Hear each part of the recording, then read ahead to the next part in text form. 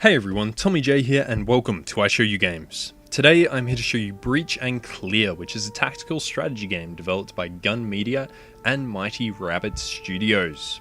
Anyway, let's get right into it. So, before we have a look at the game, let's have a quick look at the settings. Settings in the game are not the best.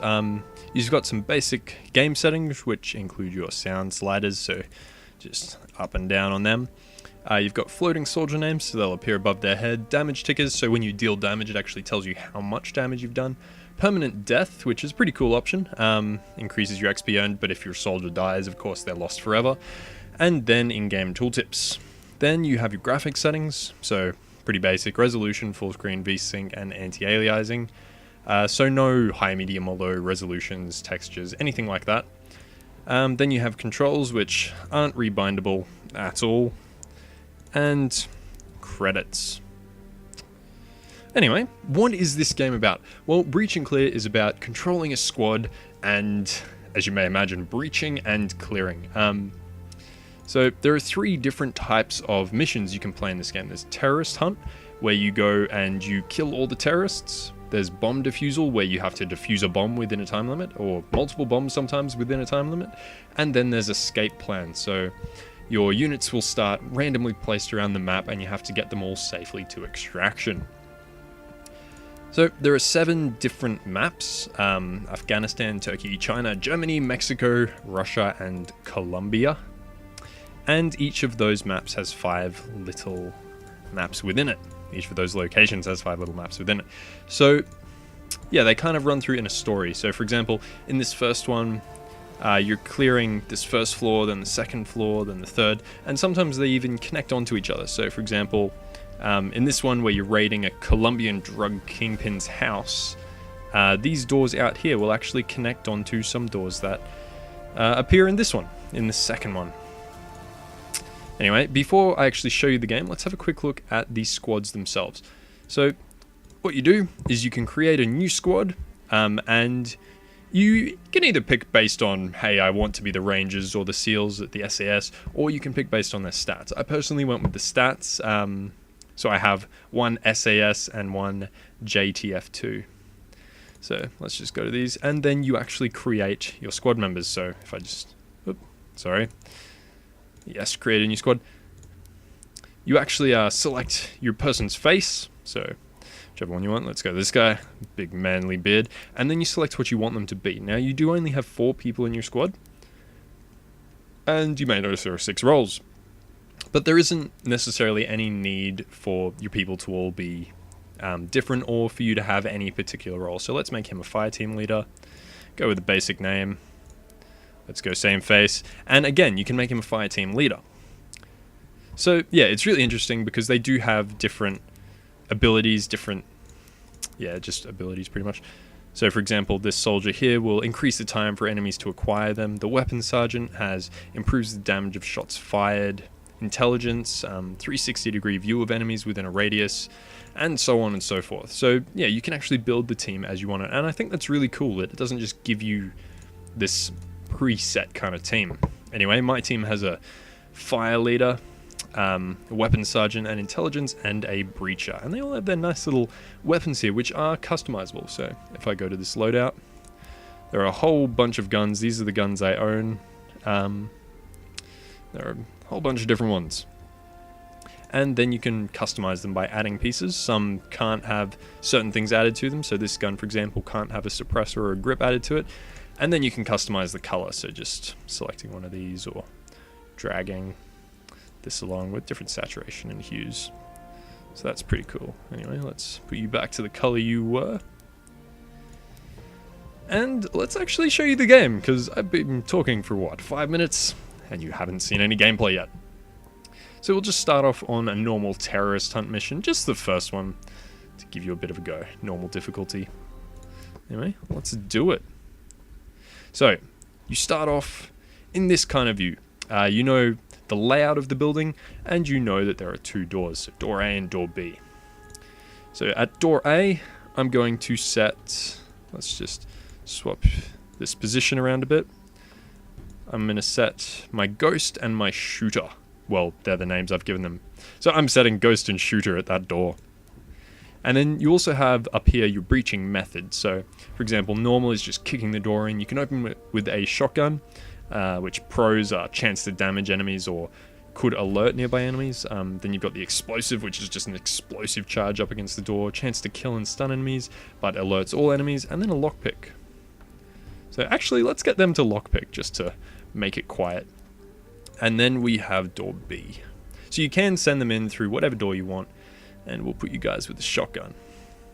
Because Ghost and Shooter, they have silenced weapons, so they're pretty quiet guys. Anyway, let's actually change the view. You can change between an isometric and a top-down view, which is quite handy, because at times it can get a bit annoying to see what's actually happening. So you select your movement. If I just undo that, you can go anywhere within these circles. And you kind of set a waypoint. So if I move there, it means I could then move to like there as the next one. And you do all this within a time. So let's just assume there's an enemy ahead. You can go there, and then you can take cover there, and you'll be able to see there. Now, the interesting thing about controlling this is that you can put waypoints along the way. So I could have him facing that way when he walks out, then at the next step turn that way, then at the next step turn that way. But I'm not going to do that, so let's just do that. And then this guy, you can cover that direction, and then head down there. Yes, sir. Now, let's go to this door. Set you up originally facing that way, and then you can run over there. And the second guy can face this way. And then go over to this door and have a look through there. And let's breach. So, he is lockpicking that door. May not look like it, but he's lockpicking that door. And then you go in. And instantly all those guys died. So they were actually critical hits. The damage comes up, and if it's a big red number, it critical hit. So that guy right now can't actually see that enemy, so we can't shoot at him. So what I might do is, do you have a grenade? Every unit has an inventory, so holding things like med packs or grenades. But unfortunately he only has a flashbang. Let's use that anyway, just to ensure that my other guy doesn't get shot. Then we'll go back to Ghost over here. And he can walk in the door. So along the way, just make sure he's facing the right direction. And then you breach. You can come over here. So you may have noticed as I opened the doors, it actually revealed the enemies. And let's play the next turn. Oop. Yeah, as you open the doors, it reveals the enemies. So breach over here opened this door, which revealed this enemy. Let's actually have you go through this door and kill that guy, and that should be the last guy in the mission. So this is just the first little mission. Yeah. There we go. Slow motion for the end. And some glorious clipping through the wall there, which does happen occasionally. And yeah. So that is pretty much the basics of Breach and Clear. Let's just view the after action report. As you can see, some of the rounds are quite short. Some will take much longer than that. And it actually gives you a little amount of time spent on the mission. And then when you finish, you get some experience, you get some money. Your experience goes to your troops, and your money goes to your money, which you can use to buy new weapons and stuff. So yeah, let's just save and quit. So instead of playing that second mission, and let's try out a different one, a different type of mission on a different map. So what's a good one? I kind of like the Russian maps. They're a little bit harder, but you may notice compared to the terrorist hunt, these ones take a bit longer. So if I go to that map on the terrorist hunt's 33 seconds, whereas the bomb defusal is 58. Anyway, let's give it a go. And this time we'll turn UAV on. So that'll actually tell me before the map what's happening. So right now it's just scanning across the map, picking up all the enemies for me, which is quite handy. But that does cost money. So that cost me 400, I think, to buy. There we go. 400 to buy the UAV, and it's just a one-use thing. So let's put my two guys with their silencers through door B. These other two guys through C. Actually, no, you guys can shoot the door down. We will. Actually, no, you guys can just kick it down as well. Okay. So, team is ready. back to the planning phase. So, as you may have noticed, this game is quite tactical. And I'll tell you what, it's a lot of fun. I'm really enjoying the time I've spent playing this game.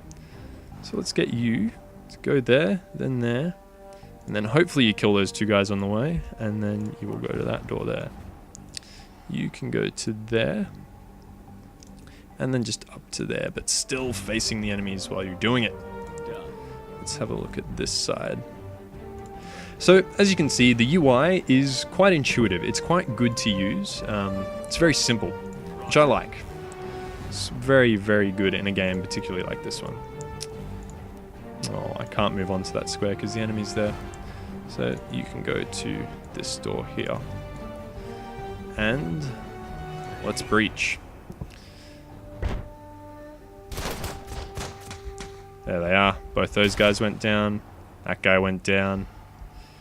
Glorious little shotgun sound. So yeah, the sound assets are something else that this game has done quite well in my opinion. Let's get you through that door to kill him. And you, let's not play too risky here, even though we're on a time limit now. Let's get you to come around that door, look that way.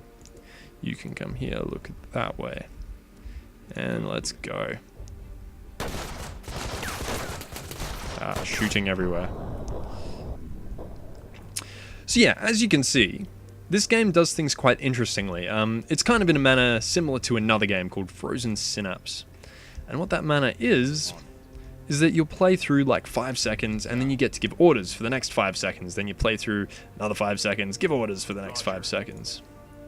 It's a really interesting way of doing things. And I'll tell you what, I really like it. I think it's really, really cool. And it's a really interesting way to do things that you don't see in a lot of tactical games.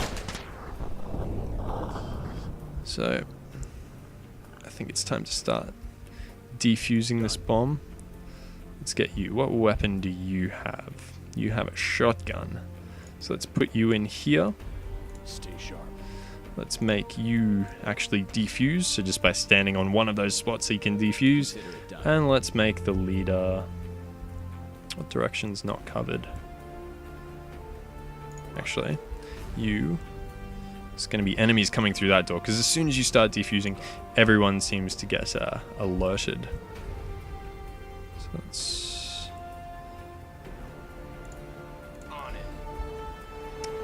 How can I do this? Oops. Didn't mean to do that. Let's go to you. Put you at that door there.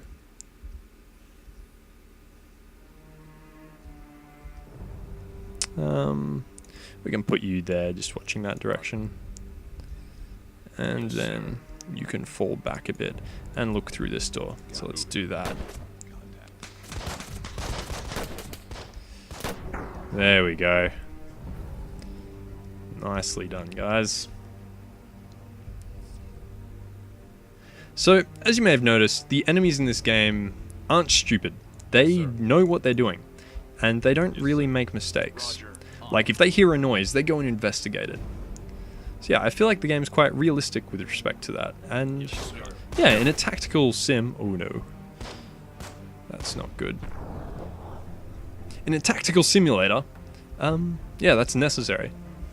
So yeah, right then, I made a mistake. I should have probably covered the other direction. Oop. But thankfully, you are looking that way now. And hopefully, you'll be able to successfully cover that. Roger. Let's hope Ghost can keep defusing and not die. There we go. Okay, so that first one's actually defused. Let's go to the second one with 30 seconds remaining. So yeah, I mentioned before that the enemy AI is pretty good.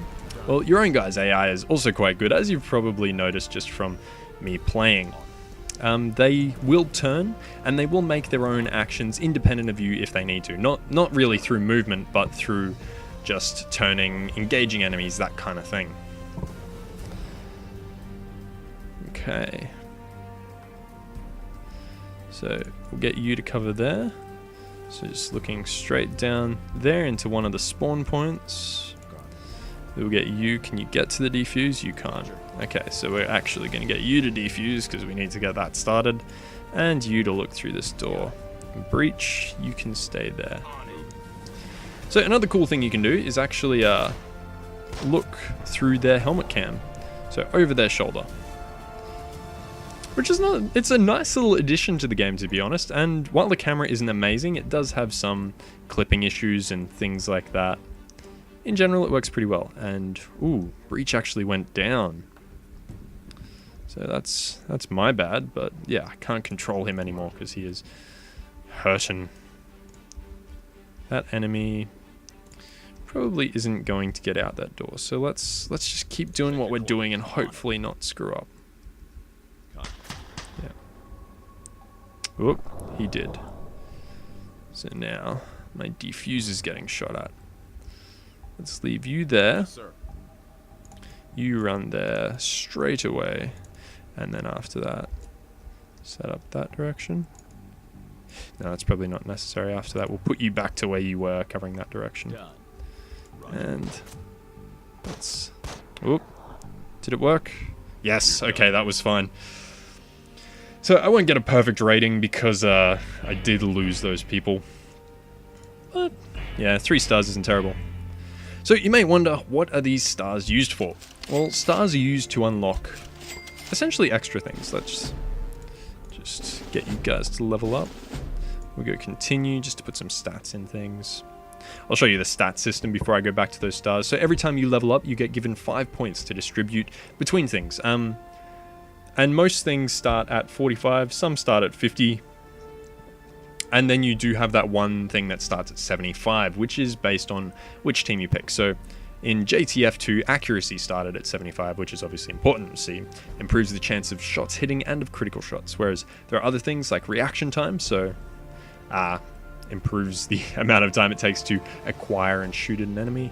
Health, then you have your stat, which is unique to each role. So this leadership is unique to my fire team leader, and that just means that nearby enemies do get a stat boost. And you have evasion, which is chance of evading bullets, and speed, which is your move speed. So let's actually upgrade your leadership and go on to the next guy, Shooter. So Shooter is a weapons sergeant, and he actually gets improved damage through upgrading proficiency. So let's upgrade proficiency for you. And then intuition is what Ghost gets, but I like him having a high reaction time, being able to react and shoot enemies quickly. Then my Breacher has increased explosives. Now I haven't actually showed you any explosives, but I'm going to on the next mission. So let's save and quit. We'll go to a different type of mission. Back to a terrorist hunt. And that's a good one. Let's just show you a different tile set. Yep, this one looks good. And let's launch that. Okay, so this one has 3 possible doors. Now I didn't select UAV, I probably should have, because this could obviously be very dangerous. What if there's 4 enemies in this room where A is? Let's get you 2 in there. You can use an explosive on the door. Then we will get Ghost at B, and let's get Shooter at C. And you can lockpick just to ensure you don't alert anyone you shouldn't be. So you can just walk down this hallway. Ensure that's clear. You can go here, and then over here, move into position to support your teammates here. Whereas you guys, there. So the game uses a cover-based system, as you've probably noticed by now, with half cover, full cover, so very similar to games like XCOM. And yeah, your units will get, obviously, that extra defense, that extra evasion chance by being in cover. So is that all, my guys? That is. Let's breach. So putting the explosives on the wall and blowing the door out, going in. Okay, so there weren't actually any enemies in that room. Where could they be? So I need to exterminate all enemies, so I may as well start with you and you. Roger. And then here. Whoop. There. And there. Okay, let's play this out. So personally, I really like the way that this semi-turn-based type play works. It's really cool, and it means you have to plan ahead, and you are punished for your mistakes. Like before, when one of my guys died, it was purely me being bad, me making a mistake, not realizing that, hey, he shouldn't be sitting behind half cover right next to where an enemy could get full cover. Let's make you go that way. Ghost has killed that guy, so you can go clear out this room, see if there's anyone in there. And actually, you can turn back and go to this one. So let's play that out. Bam, shotgun. Oh, and enemies there and there. Good. Okay, so where to now? Got to clear out the rest of those rooms. That way. So I really appreciate the different tile sets that are in this game. They're actually quite cool. There are some more open maps as well, which obviously I'm not on right now, because I enjoy the corridors, but there are those open maps too. And there are things like enemies can have snipers, and as you turn the difficulty up, the game does actually get harder. I assume the way they do it is enemies get better stats kind of thing, so they're better off trying to fight you. Yes, but I said I would show you explosives, so this is how grenades work. Now, if you throw a grenade, that's using your movement for the turn, unless you are a breacher, which has an ability called throw and go. So let's use throw and go, frag grenade. You're going to put that there, and then you're going to run, because frag grenades can hurt yourself and your teammates. Actually, you should probably be facing... Oops. That's not what I want. Don't throw the grenade there. Throw and go. Yep. Grenade there. And then you move that way. Whereas you can just go there. And Ghost, yeah, you're good there. So, enemy dies. Lots of damage done. And that enemy right there should be the last one remaining. So obviously in this game you can get super tactical. If that enemy was sitting behind cover there, I would probably get this guy to come in behind him. In fact, that's exactly what I'm going to do, just because I think he has half cover. And yeah, that's probably the... Oh no, he decided to run out of cover straight in front of my guys. Not the smartest of men. So he died. So let's just skip through this. And yeah, as I mentioned before, you do unlock things by getting all these stars. So for example, if I want to play on Insane, do I have all of them unlocked? Oh. Nope, it went back to normal. Okay, so on Insane, I needed to get, I think it was 400 stars to unlock Insane. So you do unlock difficulty levels as you play through. Do you unlock different things? Yeah, see, locked, 501 stars. Which means that until I get those stars, I can't actually play it. Now, weapons also have that same kind of system. So if I go to guns right now, I only have a couple more locked, but I have a feeling they are finished the game to unlock 1400 stars and stuff like that.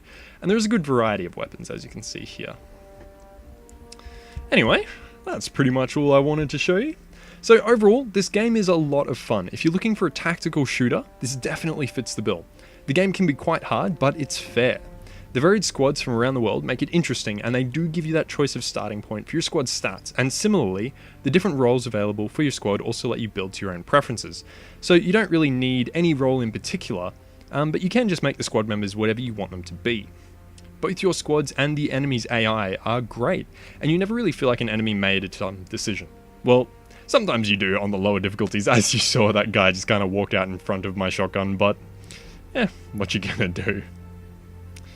So there's also a lot of Steam achievements that add a bit of replayability to this game, if that's what you're into. And speaking of replayability, every time you start a mission, enemies and objectives will be randomly placed. So you won't get this exact same scenario over and over. So Breach and Clear costs $15 US or your regional equivalent, and has gone on sale once for a bit less than $10, I believe. However, right at this moment and for the next week or so, the game is part of the Humble Bundle, so to get it, you just need to beat the average price, which is currently a bit under $5. And if you happen to get the Humble Bundle, you also get a bunch of other indie games with it. Anyway guys, this has been Tommy J with I Show You Breach and Clear. If you found the video helpful, feel free to favorite, like, and or subscribe. Thanks for watching and have a good one.